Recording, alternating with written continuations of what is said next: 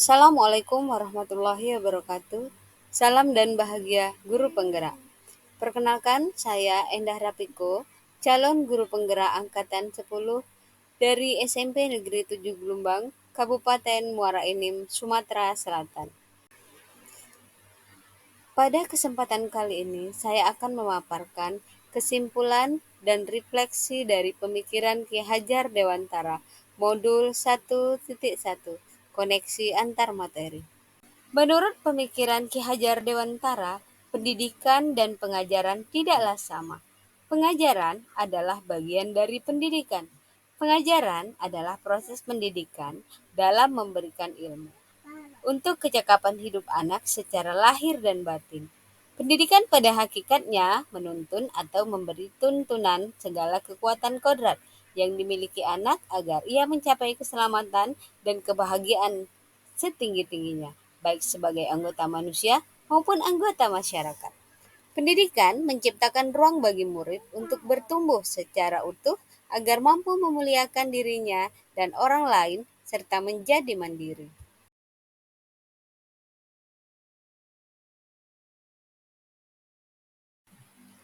Sebelum mempelajari modul 1.1, pembelajaran yang saya lakukan biasanya hanya mentransfer materi pelajaran.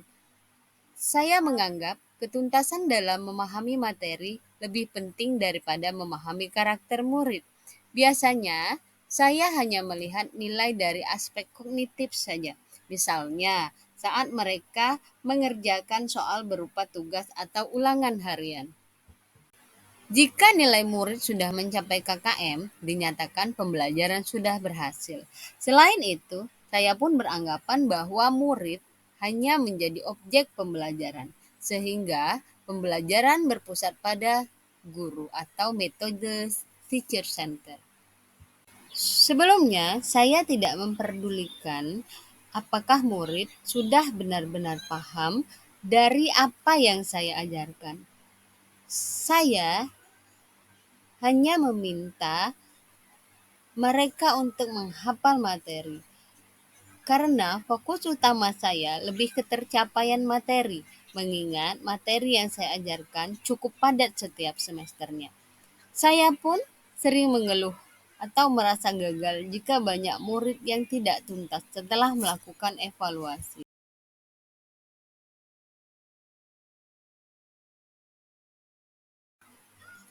Namun, setelah saya belajar pemikiran Ki Hajar Dewantara, saya menyadari bahwa apa yang saya pikirkan dan saya lakukan selama ini tidak tepat. Seharusnya saya melakukan proses pembelajaran secara menyeluruh, bukan hanya aspek kognitif saja, tetapi ada efektif, psikomotor, spiritual, sosial, dan budaya. Murid bukan sebagai objek pembelajaran, melainkan sebagai subjek pembelajaran, yang artinya murid mempunyai kebebasan berekspresi, mengungkapkan pendapat, dan berkreasi sesuai dengan metode atau model pembelajaran dan media yang tepat. Selain itu, guru juga sebagai fasilitator pembelajaran. Guru harus ikhlas, penuh kesabaran dengan segala ketulusan hati. Selain itu, kita harus mempelajari karakter murid, karena setiap anak itu unik dengan kelebihan dan kekurangannya masing-masing. Sehingga guru harus menghargai karakter murid, berikan kesempatan murid untuk tumbuh sesuai dengan kodratnya.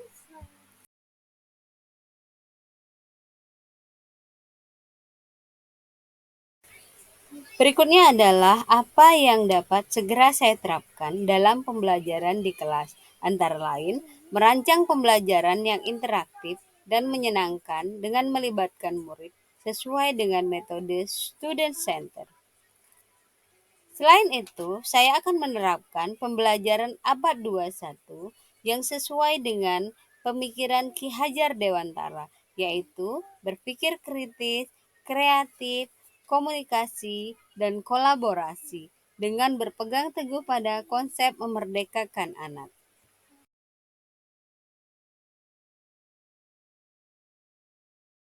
Pembelajaran tidak lagi menuntut, tapi menuntun, karena tugas guru adalah memberi tuntunan atau arahan yang baik kepada murid, berusaha menjadi teladan murid, baik perkataan maupun perbuatan. Selain itu, seorang guru harus mengenali karakter dan latar belakang murid dengan menjalin komunikasi yang.